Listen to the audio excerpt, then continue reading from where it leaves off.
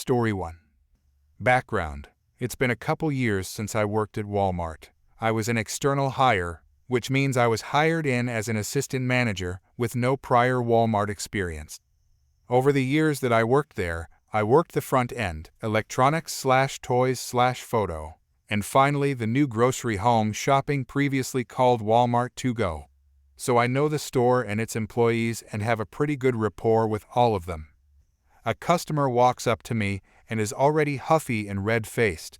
She's the type who probably should have grabbed one of our bad scooters because she's a sweaty mess just from lumbering over to me.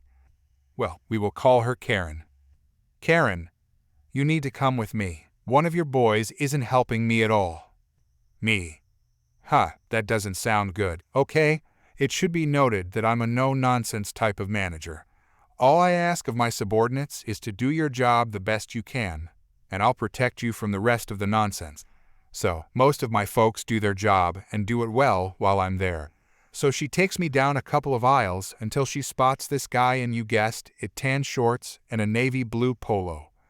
This guy doesn't work for us, never has, and at this point all of our employees are supposed to be wearing the new smocks. We'll call this guy Bob. Karen, there he is. Tell him to do his freaking job. Me, this man, ma'am. Karen, yeah, he's being a little jerk. Me, ma'am, please don't swear at other customers. The fact that I call the Bob a customer doesn't even register with her. Karen, I'll do whatever the hell I want. I shop here all the time. You have to help me. Bob, lady, I don't know who you are or who he is, but I told you I don't work here and I don't have to help you at all. Karen, see? I want you to fire this jerk. At this point, other customers are looking on. Me. Ma'am, he doesn't work for Walmart. He's not an employee here. Karen. Lies. You're just trying to cover for him. At this point, I'm now calling for stop loss and a co-manager. I don't want this sweaty She-Hulk causing an even bigger scene. Me. I don't know what else you want me to say, but I've got my manager coming here so that we can better assist you. My manager was great. She was firm but fun, and backed up good assistant managers like me. I don't remember exactly what all was said, but this woman goes ballistic because my manager confirmed that Bob doesn't work for us. She gets stop-loss folks to escort this woman out and tells her that if she complies they won't get the cops involved. My manager asks me to help Bob, take care of him, which is code for making sure he leaves happy and doesn't file a complaint called letters to the president against us.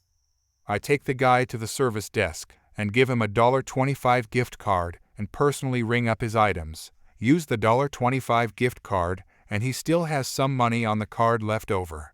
He's happy, and we're joking about how the Karen clearly wasn't ready to face the day. As I'm walking back to where I normally work, I see that we've got two stop-loss employees, their manager, my manager, and an officer all circled around this woman who is now yelling at the entrance, while she's lying down on the ground. A couple more officers arrive, and they pick this woman up, cuff her, and put her in the back of the cop car. Story 2. This happened some years ago. I'm in my 30s now, but back then I was 22. My sister was 18 and was my mom's golden child. My dad thankfully has a good head on his shoulders and always called my sister out on her misbehavior. But my mom's interference always meant my sister got off easy anyway. This is what happened back then. My parents decided to take a vacation to ski in Aspen and let my sister watch the house for them. They told her no parties, but that was a rule she straight up ignored. A day after our parents left, my sister started sending out invites to a party, and she was promising free alcoholic beverages. I didn't see that post just yet, but my sister called me and asked me to go get alcoholic beverages for her party, because I was over 21 and could legally buy it. She also wanted me to pay for it and said she'd invite me to the party and introduce me to an easy girl in order to pay me back. I told her that I wasn't going to break the law to make her happy. She should never have told people her party would have alcoholic beverages. She screamed at me over the phone that I was ruining her life. and that she couldn't take back the invites now that they were all over her social media. I looked at her post and face-palmed. I told her that what she did was really stupid, and she and her friends were all underage, so it's illegal. She tried to say it'd only be illegal if I reported them. I said I wouldn't report them, but I wasn't going to buy her alcoholic beverages either. She screamed at me some more, so I hung up the phone. Well, that night my sister had the party, and someone called the police for underage drinking. After being arrested and confronted by police later on, my sister threw me under the bus and said that I'd supplied the alcoholic beverages she was using. Turns out she actually broke into Dad's liquor cabinet and thought it'd be better to frame me for her crime. Police came and arrested me at my apartment the day after the party. They seemed already convinced I was guilty and didn't really listen to me when I said I was never there, but I willingly cooperated with them. At the station, I told them the whole story and got them to look at my sister's social media post. Thankfully, there were a few people there who listened to me, but I still had to sit the night out in a cell while my parents were called. My mom and dad flew back home overnight and bailed out both my sister and me. But my mom tried to make my dad leave me in jail because my sister had told them her lies as well. But my dad took the time to talk to me and look at my sister's social media, so he believed me. This caused a fight between him and my mom. When they got home, my dad discovered my sister had broken into his liquor cabinet and spoke to police on my behalf. My mom, however, still wanted the blame to fall on me because, as she put it, the charges were ruining her baby's future. But my innocence was further proven by the fact that I and my car were seen on CCTV when I left work and when I arrived at home soon after, as the apartment I was living in then had CCTV cameras to watch the parking lot. My car did not move from there for the rest of the day and night. In my sister's story to police, I had driven out and gotten the alcoholic beverages for her. But I wasn't seen on CCTV in any liquor store in the county, and my bank account showed no transactions buying alcoholic beverages. My parents' house also had a camera at the front door, and my car was never seen in the driveway that day. After being confronted with those facts, my sister's story changed to saying I already had the alcoholic beverages and gave it to her at my apartment. But my sister's car had never showed up at my apartment either, and there were like 3 cheap beers in my apartment fridge and no hard alcoholic beverages. My sister finally had to give up on her lies, and my parents were severely disappointed in her. But my mom still tried to convince me to take the fall for my sister. She came to my apartment and actually demanded that I tell police that it was all my fault. I said I wasn't going to ruin my future for my sister. She refused to leave and went from demanding to begging. She even got on her knees and tried to convince me that she and my dad would make everything okay in the long run if I just took the blame now. I said I'd rather live my life poor than have that felony on my record. She threw a huge fit and started throwing things because I refused to do as she wanted. I threatened to call police, and she left my apartment cursing me out like a mad woman. I've never heard so many expletives out of her before or since, but she kept them up all the way to her car and followed it up with saying she should have terminated her pregnancy with me before driving off. I called my dad right away and told him everything that happened. He was insanely angry and got in a huge fight with my mom as soon as she got home. She didn't even deny anything she said or did, because she deemed it would have been for the greater good of their daughter. But my dad told her that she couldn't destroy me to save my sister. Then he threatened to divorce her if she didn't try to make things right. She ended up sobbing and then saying she'd do whatever he wanted. My dad said that it was couples and family counseling, or it was divorce. My mom signed a prenuptial agreement before she married him and really had no choice. In the family counseling, I called her out on how she always believed my sister's lies. My sister tried to say they were not lies, but each one I pointed out from over the years said otherwise. I'd taken the time to write a list of all the ones I could remember from the past decade that had all been proven she lied, and my mom and sister were forced to stay silent as I read them all. They tried to interject repeatedly, but my dad and the counselor silenced them.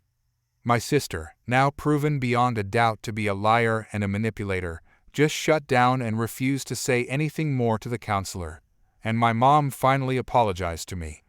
But it was obviously a forced apology because she looked so uncomfortable doing it.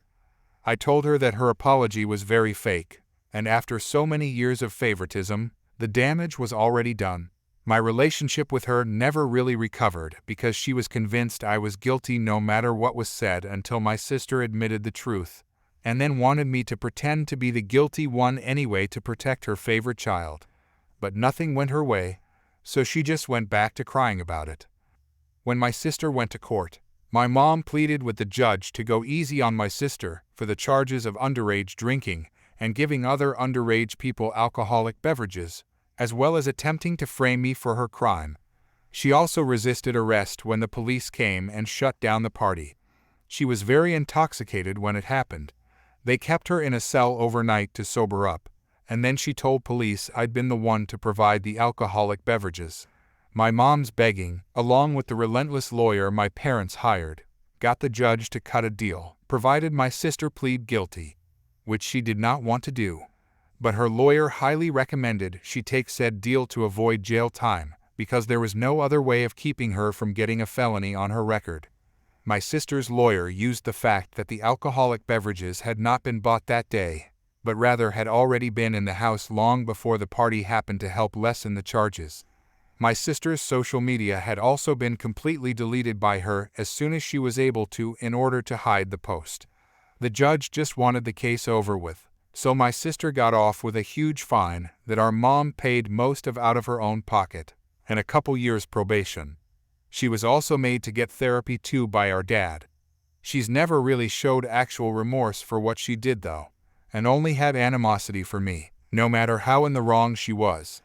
She was eventually diagnosed as a narcissist after Dad made her go see a doctor. After her probation and 4 years of college were over, she decided she was going to leave home for California and never come back once she landed a good job. She currently works in an office in Los Angeles, and we've not spoken in years. Dad got her that job, and she's not shown any real appreciation for it.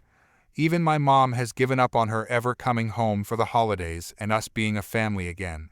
It tore her up inside for a few years, but now she's just bitter. She doesn't really blame me anymore, but we only seem to show indifference to each other. Just because my sister cut her off wouldn't make me the new de facto favorite. It just means my mom lost her baby and isn't getting her back. She can't leave my dad because she's too reliant on him, despite having her own career. She'd never want to be on her own again, so she's just become a shell of her former self. Things between me and my dad are still great. He's pretty much disowned my sister for what she's done and has stopped caring if she'll ever talk to him again. He and my mom don't even sleep in the same bedroom anymore. She moved into the guest room some 5 years ago and has stayed there. Their marriage is really only one on paper these days. Info: it's a felony or misdemeanor to provide alcoholic beverages to minors, and my sister provided stolen alcoholic beverages to at least a dozen people who were under 21. Then she resisted arrest and tried to frame me by lying to the police. The fact that she got off easy thanks to the shark-toothed lawyer my parents hired for my sister was incredibly lucky. Not that she was ever appreciative. The judge hit her with a fine for each person she gave alcoholic beverages to, which added up, and with the cost of the lawyer, well, my parents were out a lot of money. Edit: yes, my parents are wealthy, especially my dad as he's a business owner. He owns several businesses actually, one big one and a few smaller ones. He even owns one of the local gas stations, and the town we live in is full of bored police that are just itching to get some action. I also heard that a couple of the minors arrested at that party were the kids of police as well, which did not help my odds when the cops came for me. The reason the investigation went as far as it did is because my dad pushed it through. I also went out of my way to provide some of the evidence, like the CCTV from my job, my apartment complex, and my bank statements showing I didn't buy the alcohol. The rest my dad pushed for. He had a lawyer get the CCTV from every liquor store in the county for that day, though my mom tried to talk him out of doing so. In the end, this took way too much to prove my sister was a liar, because she tried to stick to her story hard. Even after my parents discovered she got the alcohol from Dad's liquor cabinet. And yes, my parents lost a ton of money basically paying off the court to dismiss most of my sister's charges. My sister had to pay like 10%. That's about it. And that's just the little bit my parents made her pay. They still paid for her college after that as well. So people calling this out as rich people drama are exactly right, because it is just that. At the time this went on, I was still in college myself. But my dad insisted I have a part-time job to learn the value of work, and he was exactly right about that. My family is wealthy, but my dad tried to keep me from acting spoiled growing up. I even bought my own first car with money I earned working part-time. But I can't say the same for my sister, as my mom treated her like a princess. The rest of the family as a whole also hates my sister after what she did back then. So there wasn't much love lost when she ghosted us, save for my mom. She cried about it often for an entire year. Edit 2. Yes, this happened in the S. And yes, it was stupid the way the police arrested me. My dad had some pretty strong words with them about that. But I guess the cops had nothing better to do, and the arrest was expunged from my record after I was proven innocent. But as someone in the comments pointed out, it's scary how easily your freedom can be taken away. I've instinctively avoided the police ever since that happened. For them arresting the son of a rich guy must have been a big scandal waiting to happen. And no one was injured as a result of Dewey. But I've spoken with my dad, and he said there were a few Deweys because a few of the minors there got in their cars and tried to drive away. Considering I heard a few of the people, there were the kids of police officers, that only made things worse for me. The cops that arrested me both looked middle-aged. So if their kids were involved, that may explain why they treated me like I was guilty. Story 3. During my freshman year of college, one of my closest friends, let's call her Jay, was having a tough time with her roommate. Jay's roommate was a girl from Colorado, and while she seemed nice enough at first, there was one big issue: the thermostat. You see, Jay grew up in a hot city where they barely used air conditioning. They'd just crack a window if it got too warm. So, Jay liked to keep the room cozy, around 80 degrees Fahrenheit. On the other hand, her roommate, who we'll call Miss Colorado, must have been used to living at the top of one of those icy mountains because she insisted on keeping the room at a freezing 50 degrees. Naturally, Jay found this unbearable, so they talked about it and agreed to a compromise. They decided to keep the room at 65 degrees. It wasn't perfect for either of them, but it was something they could both live with. Or so Jay thought. No sooner had they made this agreement than Miss Colorado started breaking it. Anytime Jay went to class, or even just turned her back to the thermostat, Miss Colorado would sneak over and drop it right back down to 50. Jay was miserable. She had to bundle up in 2 sweaters and multiple layers of fuzzy socks just to go to bed, and even then, she was shivering. It was so cold she couldn't concentrate in her own room, and every time she tried to reset the temperature to the agreed-upon 65, it would almost immediately be turned back down. Jay, can we talk about the temperature thing again? Miss Colorado, sure, but I don't see what the big deal is. 65 is fine with me. Jay, that's the problem. You keep turning it down to 50. I can't sleep, I can't study, it's way too cold. Miss Colorado, oh, sorry about that. I'll try to remember. But, of course, nothing changed. Miss Colorado kept doing what she wanted. Jay tried talking to her again, and again they agreed on 65. And again, the room was an icebox by the time Jay returned from her next class. This cycle went on for days until Jay finally decided to bring in the resident assistant to mediate. Resident assistant, so it seems like you both agreed on 65 degrees. Is that right? Jay, yes, but she keeps turning it down to 50. Miss Colorado, I'm fine with 65, really. I won't change it anymore. Resident assistant, okay, let's all agree to stick to 65 from now on.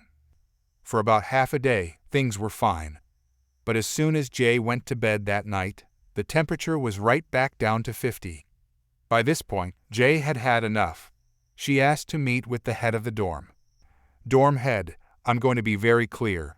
You both agreed on 65 degrees, and that's where it needs to stay. If this doesn't work out, there will be consequences.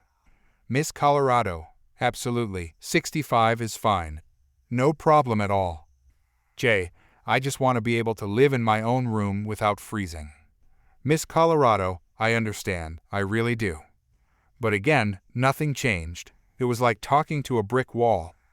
Miss Colorado would nod along in meetings, but as soon as everyone left, she'd go right back to setting the temperature to 50. At this point, Jay was completely fed up. She decided to file for a room change, but there weren't any open rooms in the dorm she was in. So, she had to move to a different dorm altogether. The day Jay was packing up her stuff, Miss Colorado had this smug smile on her face, like she had won some big victory. Jay was upset, and honestly, I was too. So, as the friend with the big vehicle, I offered to help Jay move her things to the new dorm. As we were moving boxes, I found myself alone in the room for a moment. I was so frustrated by the whole situation that I decided to pull a little prank. I opened up the control box for the air conditioning unit and wedged a small piece of paper in there, just enough to break the circuit and turn off the AC. No permanent damage, just a small, petty act of revenge. It was early September, and that year had been particularly hot. By the time we finished moving Jay's things, it was already noticeably warmer in the room. I couldn't help but smirk as I imagined Miss Colorado's reaction. Later that afternoon, the temperature must have climbed to over 80 degrees in there, and by 3 in the morning, Miss Colorado had apparently had enough. She finally found the paper wedge and decided the best course of action was to text death threats to Jay, who had absolutely no idea about the prank. Jay, what the hell? She just sent me a death threat. I didn't even do anything. Me? You're kidding. For what? Jay, I don't know. She says I'll regret moving out and that she'll make sure I pay for it. I told Jay to call the police right away, which she did. The school was notified too. The next day, Miss Colorado was placed on academic probation for sending those threats. As for the air conditioning, well, it was repaired within a day, but not before she had to suffer through a few hours of that awful heat. In the end, Jay was safe in her new dorm, and Miss Colorado learned that being entitled to your preferred temperature doesn't mean you can just ignore everyone else's needs. Story 4. Some background. I, 35-year-old male, own a 72-unit apartment complex. When I bought it, it was in good shape, and I spent several million getting all the apartments renovated. The rent wasn't increased for any of the tenants, and I made sure that it never went up by more than $50 a year for lease renewals baked into the leases. Shortly after all the renovations were completed, I started the search for a property management company and ultimately settled on one that seemed well aligned with wanting to put the tenants first. As we were doing the contracts, I had my real estate friend also look at them. Between him and my lawyer, they recommended having a clause added in there. The short of it is, if there are any legal actions brought up against me for the apartment complex due to neglect of the property management staff, the property management will be responsible for all those costs and any legal fees incurred. This wasn't added in secret, and the legal team from the property management company agreed, and everything was finalized. They took over the management of the complex a month later.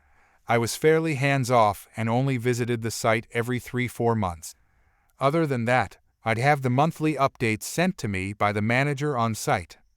A few months ago, I found out that a couple of the apartments had been left in severe shambles after the tenants moved out, and the cleaning crew we had took care of it. I didn't find out until after the fact that it was not completely accurate because one of the apartments apparently had a bad cockroach infestation in the storage closet outside the apartment. After the new tenants moved into that apartment, they brought up the issue to the site manager. In the monthly reporting, the site manager claimed that maintenance staff tried to address it with traps and insecticide foggers. I didn't think too much of it and left it at that. Next month, the same thing. And the third month, after receiving the monthly report, I called the site manager stating there is a recurring issue and I wanted it taken care of professionally at that point. The month's rent was waived for the tenants in that apartment, and they were put up at a hotel for a week while the issue was to be addressed. Once they returned to their apartment is when the issue started. The site manager, either by mistake or by negligence, didn't communicate with the exterminators the extent or the location of the infestation. Instead of the storage closet, the apartment was fumigated, and after that, the cockroaches made their way into other apartments in the same building and the nearest building, and the problem got so much worse. The same option was given to all the tenants in that building, waiving the month's rent and putting them up in a hotel for a week while the issue is addressed. They all took that offer up. However, one of the tenants decided to take legal action.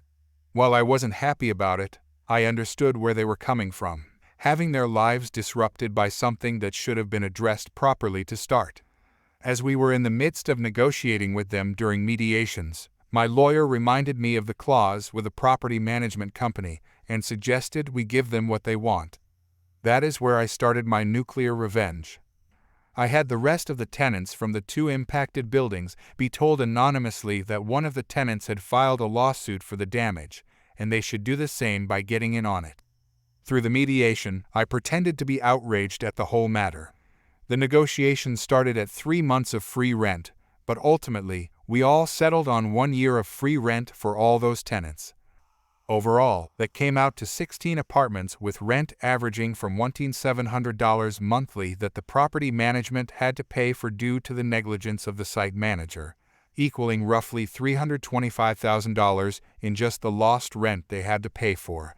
And the cherry on top, due to the breach in service for property maintenance, they also have to provide free services for up to 6 months, while I seek out a new property management company, costing them an additional $146,000, and still pay for the legal fees on top of that.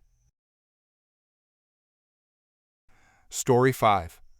One of the reasons my marriage works is that my husband and I have very similar opinions most of the time. One of the notable exceptions to this is the parking brake. When I learned to drive, I was taught to use the parking brake every time I parked. Once I got my license, I learned that not everyone actually does that. I made a conscious decision to continue to use the parking brake for every park. It's better to use it when it's not needed than to forget it when it is needed. Also, building the habit of taking the brake on and off means I'm less likely to end up driving around with the parking brake on and eventually needing an expensive repair. My husband only uses the parking brake when he parks on a very steep hill. Parked on any hill, he turns the steering wheel so that if the car rolls, it will roll into the curb. He actually does what a lot of people do, including my driving instructor. He turns the wheel, then lets the car roll until it's touching the curb. He claims this is extra safe. I don't think it's any safer than just turning the wheel. Tires are expensive, and it's unnecessary wear and tear on them to leave them smashed up against a curb. We've come to an agree to disagree about the parking brake. He sometimes grumbles a little when he drives a car that I drove earlier and has to remember to take the brake off, but it's not really any kind of big deal. Well, my stepdaughter learned to drive. Her dad has been the main driving instructor, but with his blessing, because I'm not her actual parent, I've done some driving instruction too. The first time the emergency brake came up, we explained that her dad and I had different habits about how we use the parking brake. We told her that for simplicity while she was learning, she should do it Dad's way, but when she's out driving on her own, she'll eventually develop her own habits. This was about a year ago. Today my stepdaughter drove, and it was the first time she parked on a hill by a curb. It was a slight hill, but definitely a hill. She parked by the curb and asked if she should use the parking brake. At the same time, I said yes, and her dad said no. He instructed her to turn the wheel and let the car roll into the curb, and that was good enough. I let him finish this instruction. When we got out, though, I said that I prefer to use the emergency brake and not press the tires against the curb. I didn't say his way was wrong. I just shared that I do the same parking job a different way than her dad does it. This is a normal thing we've done throughout her learning to drive. Well, I don't know. My husband must have gotten up on the wrong side of the bed because he got a little irritated and said, "Maybe you should read the driver's manual and see what it says about parking." I was a little annoyed, but I was going to let it drop. However, once we got where we were headed, and I had a minute, I thought I should do just that. We currently live in a different state than the one I learned to drive in, and I've never read the driver manual for this state. I have no idea what the laws or suggestions about parking brakes are, so I pulled up the state manual on my phone and looked at the section on parking. Boom! Right at the top. You should use your parking brake every time you park. In the section on hill parking, it says to turn the wheel, but doesn't say to roll your car until the tire is up against the curb. I showed this to my stepdaughter, and she found it hysterical, especially since her dad did learn to drive in this state from his dad, who was a retired police officer, although he also rarely uses his parking brake. My husband just rolled his eyes at me. I went on to tell my stepdaughter that the most important thing is to secure her car in some way when she parks on a hill. Her dad and I are both good drivers, and as she gets more experience, she'll figure out the things that make the most sense to her. Story 6. A few years back, my wife's sister needed a place to stay. She said it was just for a couple of months while she got back on her feet. My wife and I agreed to let her stay, but we made it clear that it was a short-term arrangement. We also told her she could hang pictures in her room, but no big holes, thumbtacks, or small nails at most. She agreed, and we thought everything would be fine. A week later, I walked into her room and nearly lost it. She had mounted shelves and put in wall anchors for heavy framed pictures. Then, to top it off, she brought in a mini fridge. I was furious. My wife and I had set clear boundaries, and she had completely ignored them. But at that point, the damage was done, and there wasn't much we could do about it. We decided to let it go, hoping the situation wouldn't get worse. About a month later, my wife found out she was pregnant. We were over the moon and decided it was time to let her sister know we'd need the room back soon. We gave her 2 months to move out, thinking that was more than enough time for her to find a new place. 2 months came and went, and she hadn't done a thing to move out. When we reminded her, she started pulling all sorts of nonsense, claiming that she was entitled to stay because she had been receiving mail at our house, which she said meant she had taken up residency. She told us that if we had a problem with it, we could take it up with a lawyer. I saw red. I was livid, but I held back, thinking maybe she'd come to her senses. Instead of making any effort to move out, she started causing more trouble. My wife and her began arguing all the time. One of the worst things she did was spray this nasty perfume all over the place, knowing full well that it made my pregnant wife vomit every time she smelled it. We even set up a fan to blow the smell back toward her room, but she stole our fan and refused to give it back. That was the last straw. We called the cops, but when they showed up, she claimed she didn't have the fan.